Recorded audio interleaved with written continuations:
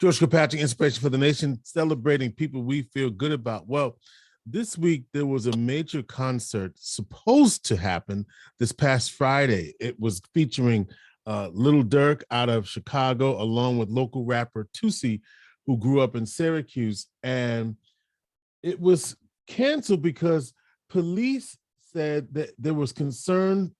They raised concerns to the venue's management, and the promoters of the event said that this cancellation was based on unfounded rumors. And so they worked with the Syracuse police. They alerted the War Memorial that this concert shouldn't happen. And so the concert was canceled. Joining me now is Azariah Yemma. He's connected to the promoters of this concert. And so give me the story here. What's the backstory here? And what's the history of what happened? So the concert was planned to go on last year in October, but the artist had a snag in the date. So it got pushed forward, and then it got pushed forward again, which brought us to April 1st date.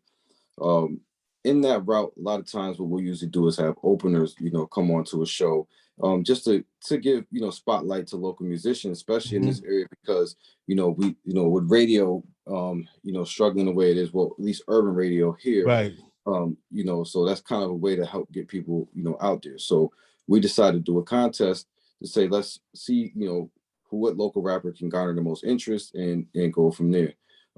So we go ahead and we going to start running the contest, and there's a few names that popped up. So about 2 weeks ago, venue management came to us and said, hey, we got concerns about one of the people that they say is opening. We say, hey, we already had decided at that point that it wasn't going to happen.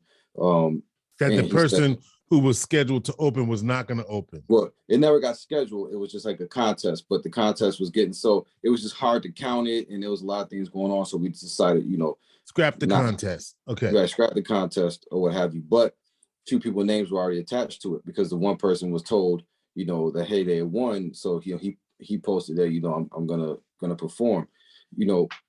We'll come back to that later, but that holds a fundamental point that bothers me as well, right? But so they said that, he's going to be performing, said he's not going to be performing. Okay, fine. So now fast forward to, the 25th, and, then that was a Friday. They sent a letter out, the venue, by Monday, stating that, the artist that we agreed to, the lineup changed. They said we added an opener, and so they're not going to be able to finalize because of intel brought to them by the law enforcement that they're not going to be able to move forward with the concert, or it's going to have to be postponed to a later date. So that's kind of how everything started.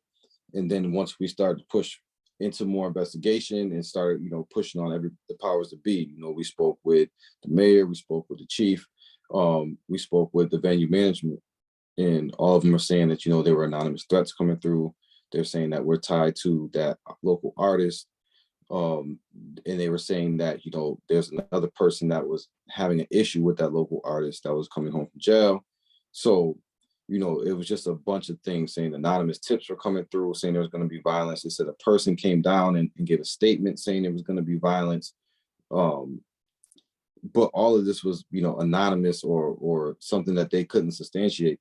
And so that's why they came to us with that. So, it was very discouraging. So, we got proactive immediately. So we went ahead and we called that opener, and the potential opener talked to him. And then I called I went into a mode, and I went and found the person they said they had an issue with. I talked to him. He said, I don't have an issue with him. We spoke the other day, we're fine. So they both talked together with me on the phone and said, we'll come down and talk to the chief, tomorrow, and let them know, hey, we're both here and we don't have an issue with each other. We're fine. So I relayed that back, and, we still started running into the wall. That's where the wall started getting put up, where we knew that this was going to be an uphill battle. So let's talk about that. So, and what's the company that you represent? You have a couple of concert promotion companies. Right. So our company is Upper Echelon Entertainment. But, you have V-Rock Entertainment and a little booking agency who, were the main promoters of this. We work on the back line with V-Rock a lot of the times. And so, we always help promotion, production, things like that, and handle the ground, a lot of ground stuff. And what did the police say? So you said the police said they were unfounded rumors. The person who they said had a beef with somebody else, they don't really have a beef. But so you actually removed the artist that there was concerned about from your program Correct. to just to make sure things would be smooth, so that there Right. wasn't any issues, right? Correct. And so after you did that, what did the police or law enforcement say? Well, they said they were still emphatic that they was going to be on the show, and then it got to the point where we were saying he's not going to be on the show, and they said we want to postpone it to August, September to give some space in between people thinking that he's going to be on the show. Okay, so you're going to be able to do this show at some point. That is potentially. That is the plan, right? But right. see, my concern is if law enforcement can come in at any given time and say, "Hey, we got 5 calls from some random people, and some random calls out of nowhere. Let's just cancel the show." That can happen at any given time, right? And how do you feel as an entrepreneur in the community faced with that potential that if you're trying to do something, bring entertainment to the community, and you're faced with this threat? Now, what's the backdrop of this, right? That the perception is that there's going to be a violence because it's a hip hop show. Is that the perception? Correct. Or was it because the individuals who were associated with it, that this perception? Now, let me go into this on the other side of that, not from the law enforcement perspective. This is what someone else said to me. Someone said to me, the nature of the music, and I forgot what it's called. Is it drip? What's it called? Drill, but this is not drill. Yeah, okay. Right. Yeah. So this artist, is it Lil Durk? That's the kind of music he does, the Chicago-based drill music, and he's not a drill artist though. He's not, right? But this is the perception, right? So thank you. No, and let me just say this: I don't know nothing about any of this. No. I'm just telling you what was brought to me. Right. And so, but what I didn't even know what drill music was, but I apparently drill music is very hyper. It's very violent, and it's about murdering. And this is what I've been told, and that was also a piece of this, or no? No, I think a little bit of everything, right? So talking to the chief, they're saying that that it was the opener, and he had affiliation with a side of town. So that's bothersome to me because that young man he did go to prison. Right. He came home. Since he's been home, he hasn't had a speeding ticket, traffic ticket, no police. Parole said he's doing fine. They actually transferred parole. He moved out of Syracuse. He lives in a whole nother city, and he's an American citizen. He has the right to turn his life around. He has a right to perform wherever he wants to perform. Do we believe in rehab or not? That's the question, right? So you telling us that we can't put him on the show is illegal regardless, and then you putting his name on an intel report. We kept saying our intel report. You're putting his whole name on an intel report, and you're bringing it to venues in the area, which could potentially harm him as a business entity, because if you're a musician, your name is a business entity. So that was troubling from the start right there, to even say that we would have to bend and do something illegal. Like if we want to have him on the concert, to not have him because you say we shouldn't, because he might be from a certain side of town. Let me take it to this level. Do you think as a Black promoter that these are the issues that you face that others in the community don't face? Is this a systemic, ongoing issue that you have to deal with? This is a systemic issue on every level. I mean, there's points where we own nightclubs, and I have videos from certain officers that came into the club and screaming, "I'll shut other places down. I'll shut you down too." I have it on my phone, right? This is stuff that we went through for New Year's Eve. We had a concert on New Year's Eve. We were thrown at the fairgrounds, and was that canceled as well? We were able to go through with it, but it was outside of city limits, so the ordinance weren't there. So we literally had to force our way out. We had to pretty much tell them the night before the concert that in the contract it doesn't say we need this. We're going to show up. It doesn't matter what you say. We're going to be here, and we're going to go. And they called back and realized they couldn't stop us, and we just went. And who couldn't stop you? The fairgrounds couldn't stop us from doing the show. Mm. So we went forward, but we went forward with no police, and we got the county to give us some probation and parole officers. But other than that, the sheriff's department wouldn't work with us. I mean, and the thing was, they would pull our ticket links down, they would pull the jumbotron down, they changed the time on it. It means things that like literally slaughtered our ticket sales for New Year's Eve. So now we had to gain a lawyer, and now we have a lawsuit going out against them. Right. This is something that Against we the go through fairgrounds. against the fairgrounds. Correct. Mm. And that's happening as we speak. And these are the things that we go through. You look at Black businesses. I won't speak for other businesses, but I tell you other local clubs that will have to shut down for a whole weekend because the police will come and say, "Hey, we heard about there's some violence coming. You need to shut down." So they'll close the doors. Right. So Coming. they'll So close the doors for the weekend. Mhm. And the different DJs are on a blacklist. So you can call any Black club owner, and if they put certain DJs on there, they'll get a call from the police saying, "Hey, this person's DJing, don't do it." the DJ, so DJs are, so what do the DJs have to do with it? Because they say they bring a certain type of crowd. So certain DJs, they say bring a certain crowd, and so the police don't want them performing around the city. Man, AZ, this is tough talking with I always call him AZ. I never say his whole government name, but I'm just AZ with Upper Echelon Entertainment. And so this is just disturbing on a lot of levels. But on the other hand, is this really all right? Let me ask. Let me now. I have to flip it and say, all right, from the community standpoint, are they acting in the best interest of the community to keep the community safe on the threat of potential violence? Now, this is not George asking. No. That's a valid question, and I have valid answers for that. The same. So we look at it like this, right? In any business, there could be potential for anything to happen. Right. So, for instance, Destiny USA, yes, Billy Bayheim gets robbed. 2 people get shot over the last 6 months, right? Right. And if you're saying that the Bricktown and 110 have an issue with each other, you think they both don't end up at Foot Locker together in Destiny USA, right? You don't think that they end up at Macy's, or they go to the movies and they bump into each other, which means that mall is a melting pot bigger than our concert would be.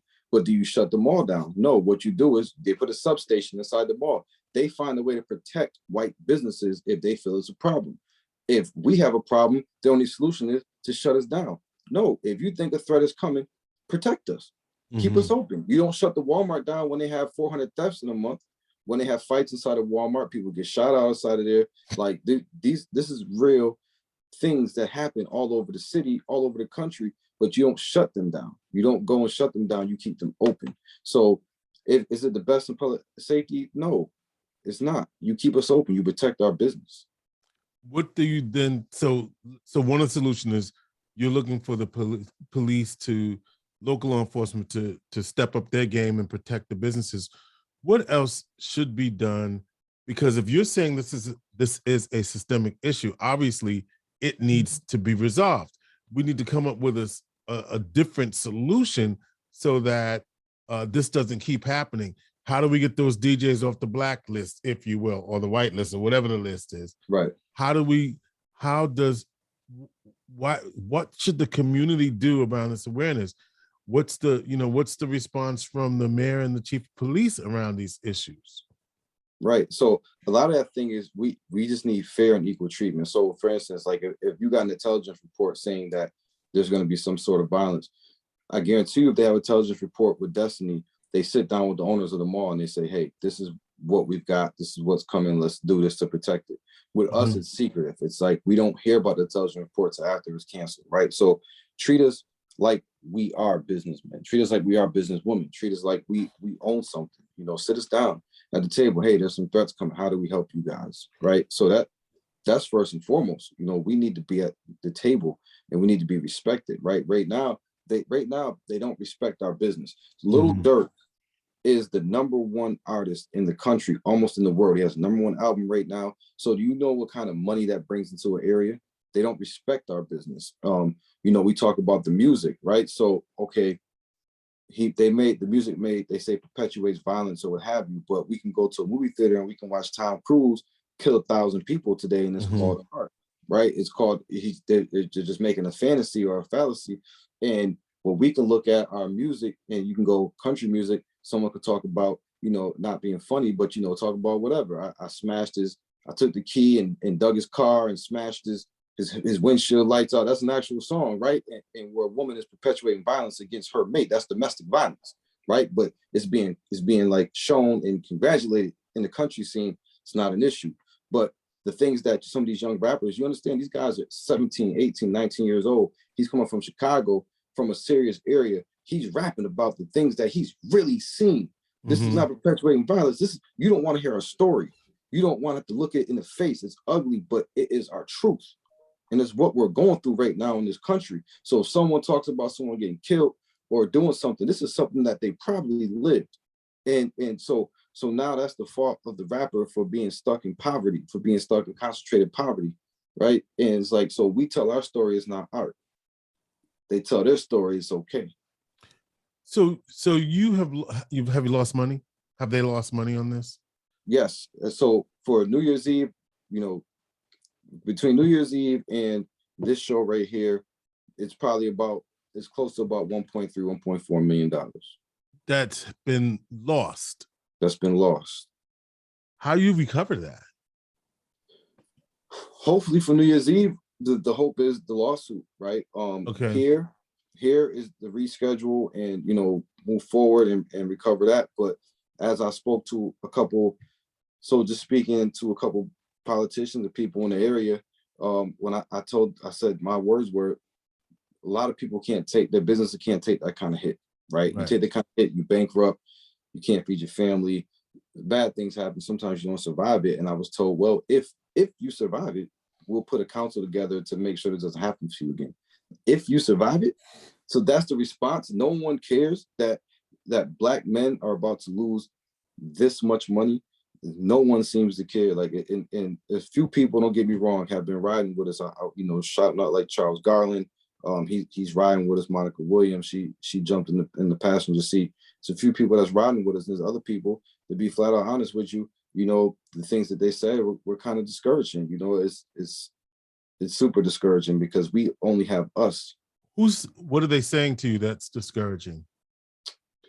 Like, you know, because again, there was so many names on the flyer where our company name didn't make it, so people didn't recognize the company names on there. So, you know, I was told by a person, hey, I'm the one that pulled the trigger on this thing, proverbially, but I didn't know that you guys were involved. If I know that you and Hassan were involved, I would have gave you guys a phone call and we would have cleared it up. We'd have got the miscommunication out the way and we'd have rolled this thing out. Hassan Stevens, DJ Maestro, right. Yeah. So it's like, because we're the cool Black guys that you're okay with, you would have gave us a phone call.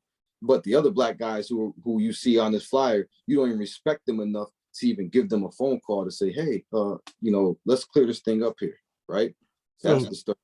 And this is, so according to Lieutenant Malinowski, he says that at the request of, this is according to Syracuse.com, at the request of Onondaga County and based on tips it had received, the SPD investigated complaints regarding the planned event.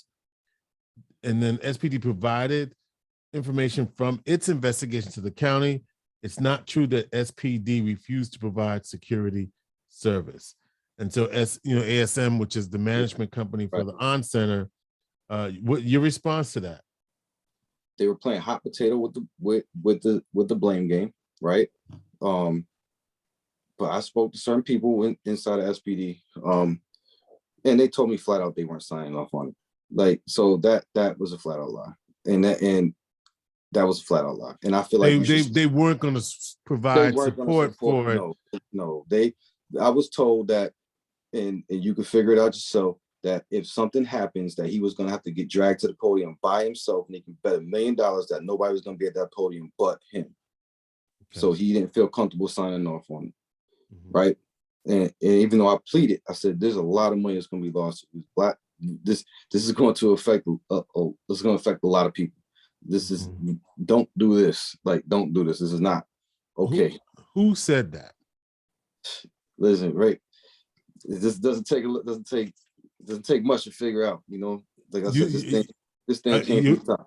It starts at the top, is what you're saying. Starts at the top, and that's that. And you know, and it just, a lot of respect was lost for a lot of people just on the strength of, and this is not off emotion. This is off of wanting to be held on an equal plane as our counterparts, right? Our other entrepreneurs, our other business owners in the area. Has Mm-hmm. nothing to do with people, it has nothing to do with emotion. This has everything to do with, like, if it doesn't make sense, it doesn't make sense, right? Mm-hmm. Is just because you got some complaints, I'm sure the mall get complaints all the time. You just don't shut them down. And it didn't matter what we said to alleviate it. And even this postponing, right? You postpone it to August, September. The same people that you say might come have an issue that bought tickets are the same people that we're giving a new date to. And like you said, just to reiterate, they're saying that somebody who had gang affiliation ties posted on their Facebook that they were gonna Perform. headline this Right. concert or open up, not headline, but open up this concert, and that's what you were explaining earlier, and that's Right. what they What acted they want. on. Yeah, Correct. that's what they went on. So, And you know, and so you're gonna. I mean, obviously, you're still talking with officials about this. right. What is, in terms of solutions, you talked about how do we make the playing field equal so that this doesn't happen to other Black entrepreneurs and DJs, and what can the community do so that there are equal opportunities for promoters who happen to be Black to have the opportunity to earn a living, if you will. Right. That doesn't mean that all shows are gonna be successful. I Be understand great. that Yeah. this show was almost, you Yeah. had a pretty good We're right there. right over, over at least half the house was gonna Well, be yeah, we're filled, right? understand that right now we're capping numbers because of COVID. So, like, people, I Right. think some people put comments, well, it's only 4,000. Well, no, we get to 5,000 without having to go into these other thresholds of health and Right. safety. Mm-hmm. And we were on track. It was going to be sold out for what we could sell, right? Mm-hmm. So that's that. Two, when we talk about how do we get through this, and how do we make it so that other people can be successful in this arena, I think it is going to start with a coalition. The mayor talked about putting together a coalition of local entrepreneurs and business owners sitting at a table with other people around the city and county, so that way we can kind of, So, and is he talking about a place to vet these issues when they come up, so that there is a way for these events to go on? correct. That's what he says he wants to do. And we're in total agreement with it. That's what he wants to do. I think it's definitely a need. That's a need, as well as I don't know. I think a lot of it's going to come down to, especially in our community, and this is why I've been putting pressure on so many people, is because we're going to have to stick together as well. Everybody who has some type of influence, some type of push, even if you don't necessarily agree with the music, right? Mm-hmm. It's bigger than music. This is not just music. I mean, this happens at, like I said, bars. If we try to open a club, whatever we try to own. I mean, me and Hassan Stevens, we're established business people in the community. We've been to places where we try to get in downtown to a particular building, and we go in there, and they bring us in. It was open. They want to put some nightlife in there. It was being remodeled. We look, okay, this is nice. They got a rooftop. Everything is great. And then we give them our renderings we bring an architect in. We pay the architect. We're like, okay, we're ready to go. We're financially sound. We're ready to go. We can move forward on this. And he said, well, I got to bring it to the owners of the building as well, the other owners. I'm only a small percentage owner. I seen in his face. We walked out there. I said, son, drop it. He said, he's like, what do you? I said, drop it. It's over. Next thing we get the call back, hey guys, hey, we're gonna pass on at this time. Like, this is stuff. Me and Hassan out of all people cannot go downtown and get a space. We tried to get once our other space ended. We tried our best. I mean, we got text message from the landlord of the other place that we ended saying that the cops came to him and told him that there's 300 or 400 Black people outside of his building every weekend, and that if something goes wrong, he's going to be held accountable for it. So what he did with our partner is he tried to triple the lease, and it just went. So he said, I'm not paying that price, so we gave it up. So now we try to find other places downtown to put our establishment. Nobody would take us, right? Or nobody would have us. And if they did, it was at an outlandish price. And it's so, again, like, we're until we band together and say we're tired of being blackballed, right? That we're tired. We're just tired of it, and we're not going to take it no more. you know, when it comes to the common council, is telling people, hey, I'm not going to vote yes for another 2 years until we figure this thing out, right? Mhm. The county legislator saying, you know, like what Mr. Garland did today, you know, with you know, or I mean, a couple of days when he just like banded with us and said, you know what, right, wrong, or indifferent, you know, I may not agree with the music, but this is bigger than that. Like until we come together and people realize that they can't do this to us anymore. And then And what they can't do, just let's be clear, right. what they can't do is shut your opportunity to promote an event on an anonymous tip that's not verified in your view, and also shut you down, shut you out from all the different opportunities downtown and in this community. In any business endeavor, Yeah. we run into this thing. It's hard for us. It's hard for us as it is, and you know, we have to say that, and we also have to get ready to play the legal game, right? So, you know, we're one of the first people that they're saying to file a lawsuit, excuse me, you know, to start the lawsuit process. And it's like, so we picked a lawyer from outside the area, because you know what, we're going to get out the network, we're going to get out the good old boy network, we're going to pick somebody who has no skin in the game, and we're going to bring him in.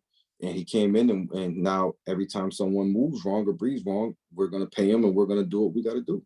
So you have a lawyer. That's yeah.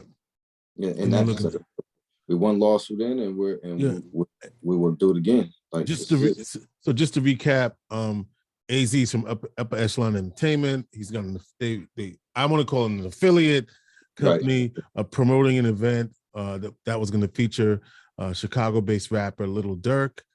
And based on anonymous sources and tips and intelligence by law enforcement, the concert was canceled by the management company. Postponed, right. Right, postponed. Okay, canceled for now, but it was supposed to happen on Friday and was postponed because of these anonymous threats. Now, does the on center say that you can have this event? I know you want to reschedule, and that's what they suggest, but are the on center, are they willing to work with you for the future available potential date? Yes, they are willing to work with us now. You know, I think, you know, they are willing to work with us now, and you know, it can be done. But again, the concern is, you know, to me, if it doesn't make sense, it doesn't make sense, right? So at the end of the day, the same people that have the tickets now are going to be the same people that have the tickets in August, right? So what are we really talking about here? Right, exactly. You know, we're going to move. Also, we have space away from him from the potential opener being on the show. Right. And it's like, man, we act like it's the boogie monster that was going on the stage or something. Right, like, you know, right. It's going to be the same people. It's going to be the same people. And to top it off, you know, Syracuse is how big? 16 square miles or something like that, which means you can be from one side of town to the other in 10 minutes. So if I really got a problem with someone, if I got a problem with bricks and I want to go to the 10th, I can be there in 3.5 minutes.